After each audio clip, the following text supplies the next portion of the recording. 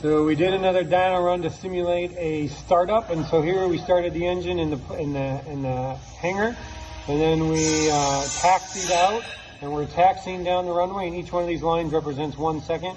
We're taxiing down the runway, taxiing down the runway, taxiing down the runway, taxiing down the taxiway, taxiing down the taxiway, taxiing down the taxiway, and now here we're still taxiing down the taxiway, taxiing down the taxiway, taxiing down the taxiway. We did that for like a couple minutes so that we knew you could get wherever you needed to with any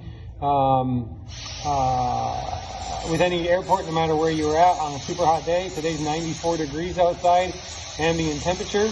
And then here we dropped back down when we got to the 800s here. We dropped back down to right here is where we went back down to sitting on the side of the taxiway. And then now, right about here, we're going to do our run up. And so what do? We idle up the engine and we leave it run for a little bit, where it prop spinning at 2,400 RPMs, engine spinning at 4,200 RPMs.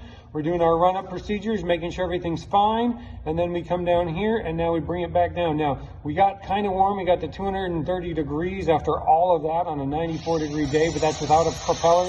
That's without spinning any air from the propeller into the engine cowling, engine ducts or anything. That is only the fan motor sitting stationary. So then we had to sit here for about 4.5–5 minutes in order to get the engine to come back down to 210. So we sat here for about 4.5–5 minutes. And then what we did is we idled back up again. Now we have to taxi out on, no, sorry, didn't do that yet. We're not quite there yet. So we're still idling, cooling down for the 4.5–5 minutes.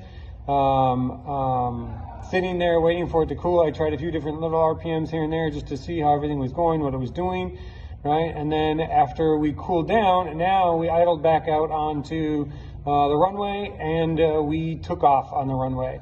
And we know for 100% sure that when this plane gets going 30 miles an hour, the cooling is not going to be an issue at all. And when you get to 40, 50, 60 miles an hour, it's going to be doing amazingly well, because you have 60 mile an hour pushing through those radiators. So we got our test to work. That's what I wanted to show everybody.